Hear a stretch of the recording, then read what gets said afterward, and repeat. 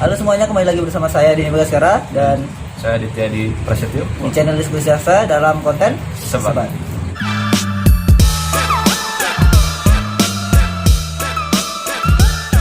Buat sobat-sobat nih, mohon maaf kalau misalnya lama kita ngebuat konten, juga jaraknya kan jauh-jauh karena kesibukan dari teman-teman kita juga banyak dan mengatur waktu, tempat juga agak sulit. Akhirnya kita hari ini kita shoot.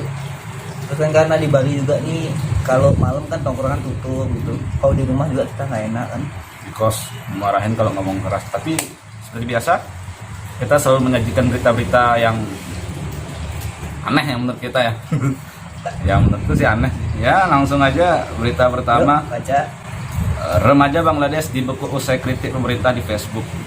Jadi ini ada satu remaja namanya Muhammad Emon. Dia ini dibekuk pemerintah karena mengkritik soal kenaikan biaya pajak ponsel yang dari sekian menuju sekian akan dikritik. Gara-gara mengkritik hal tersebut, Muhammad Emon ini ditangkap padahal umurnya baru 15 tahun, Cuk. Di situ juga kalau nggak salah dia ngeritik Perdana Menteri ya? Iya, Perdana Menteri namanya. Perdana Menterinya Sheikh Hasina dikritik. Kebetulan juga keluarganya ini backgroundnya pecinta oposisi, Cok. Jadi dia ditangkap gara-gara itu. Dikira ingin melengsarkan menteri yang di situ.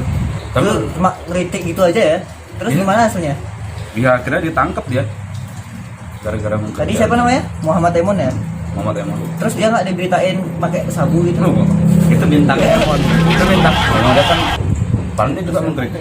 Ya, iya dong. Tapi bedanya sama mungkin pemerintahnya di Bangladesh itu lebih ganas ya. Nggak kenal siapa yang kritik langsung tangkap. Kalau di sini masih aman ya? Masih aman. Kritik ya paling diserang buzzer aja kayak gitu. Tapi untung buzzer nih apa ya? Cuman manusia ya. Kalau malaikat kayaknya aneh buzzer itu. Soalnya kita lagi berbuat baik, wah saking dendamnya kita menjatuh pakai narkoba. Iya. Untung buzzer ini manusia aja, nggak malaikat. Terus kalau misalnya tuh juga banyak pendapat dari pemerintah lain kan, itu kan yang nangkep kan pihak keamanannya ya? Ya teman. Dari pendapat pemerintah lain kalau nggak salah tuh dia juga nggak setuju gara-gara penangkapan ini. Soalnya kan di sana juga hampir sama kayak di Indonesia, kalau di sini bebas berpendapat gitu. Oh, mungkin demokrasi juga ya. Sama. Banyak sih yang nggak setuju kalau penangkapan tersebut ya. Gimana lagi cuman mengkritik kayak gitu, masa ditangkap sih? Ya harusnya lawan dong dengan argumentasi, ya kita naikkan karena sebab ini, bukan karena sebab langsung ditangkap. Itu malah bikin curiga dong. Curiga masyarakatnya, kok kita ngeritik gini langsung ditangkap. Apakah yang dikritik itu benar? Ya bisa jadi, bisa jadi. Tapi menurutku kebebasan berpendapat tuh kayak gimana deh? Kalau di Indonesia ya, kalau menurutku sih seharusnya kita tuh bisa mengungkapkan aja apa yang kita lagi ingin sih, kayak masalah-masalah yang deket-deket ini. Sama kayak kasus, tau nggak yang kasus kemarin mahasiswa tuh yang di Madura? Nggak tahu kenapa? Itu kan ada demo, itu demo kayak mau gini loh soal biaya kampus.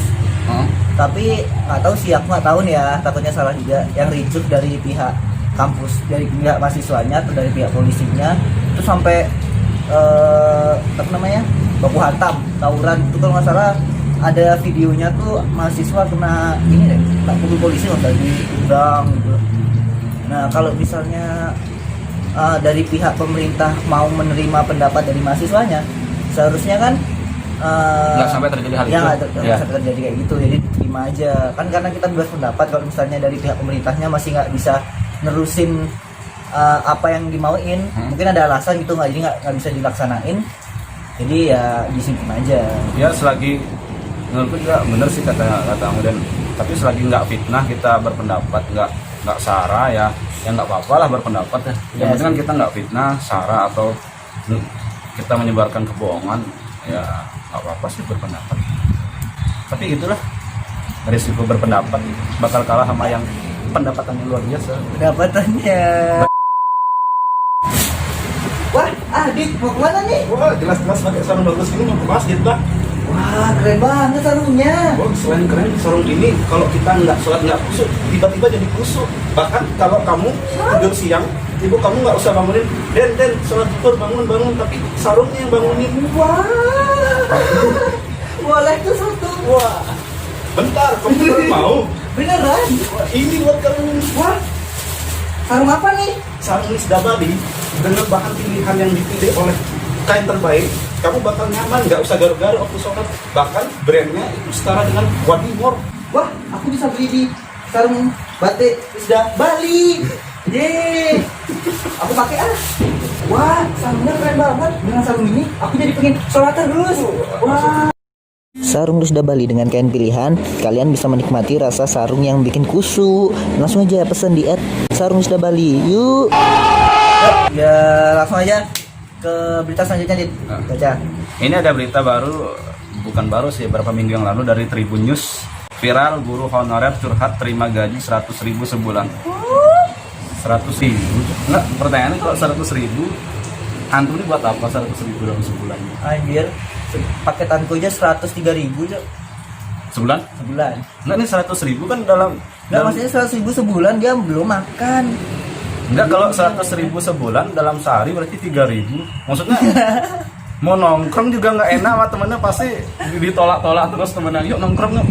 Anda nggak tahu gaji saya setiap hari 3.000 gitu. Ini kasus sebenarnya bukan cuma beritanya baru-baru ini. Sebenarnya kasus kayak guru honorer ini kan udah lama juga kan. Ya banyak yang nuntut sih kesejahteraan guru honorer. Di Bali pun kata temenku emang ada yang gajinya 100.000. Enggak, takutnya gini, kalau gajinya 100.000 ini kasihan misalkan dia udah kontribusi besar ke mahasiswa atau siswa, dia udah maksudnya kontribusinya lebih besar daripada guru yang tetap, tapi digajiin yang 100.000. Sedangkan yang guru yang tetap malah bawa anaknya ke kelas loh. Ada yang curhat-curhat. Sebenarnya yang kayak gitu cocok digaji 100.000, atau guru-guru yang habis ngisi tugas ngilang tuh cocok digaji 100.000, ya kan? Iya sih.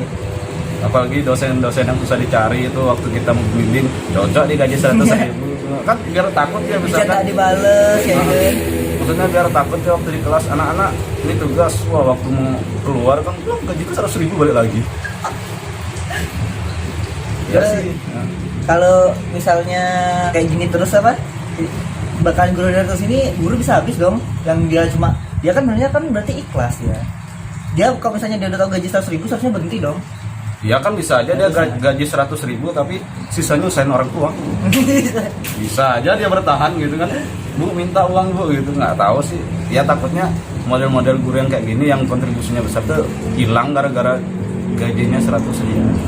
Seharusnya pemerintah juga, tapi ini masalah lama loh ini ya. Pemerintah tuh harusnya udah dari dulu apa ngasih gini lah ke guru honorer. Masa apa dari dulu katanya iya tapi nggak ada tindakan. Ya demonya banyak sih. Guru honorernya. Kalau yang di temenku itu 100.000 ya. Tapi pertanyaanku kok masih mau ya 100.000 ya? Itu yang nggak kepikiran. Sebulan lo kok nyampe 100.000 lo? Nah, 100.000 mungkin dia nyambi atau enggak gaji 100.000 tapi kali 20 sekolah 2 juta sebulan mungkin. Capek cok, mati gue anjing. Mungkin nggak tahu yang, tapi yang lagi diviralkan yang kan yang 100.000 aja. Ya nggak tahu sih juga ya kita ya. Wah, bisa aja. Nggak mungkin lah. Ya mungkin yang guru nggak mungkin. Nggak mungkin. Oke sobat-sobat semua, kalau misalnya gimana pendapat kalian soal yang tadi kita ceritain? Ya. Apakah mungkin kalau ada salah-salah kita juga minta maaf? Karena kalau kita nggak minta maaf kan takutnya ya gitu. Ya gitu. Terus gimana sih? Jadi kita cuma sedikit nyontohin aja bahas kasus kayak gini. Mungkin ada yang sama seperti yang di Indonesia. Gimana pendapat kalian biar ada referensi-referensi lagi buat dihina gitu kan? Ya jangan lupa tetap Subscribe, channel kita. loncengnya juga dinyalain. Follow IG kita, siapa tahu kita bakalan kayak kemarin lagi ngadain tanya jawab. Semuanya. Kembali lagi.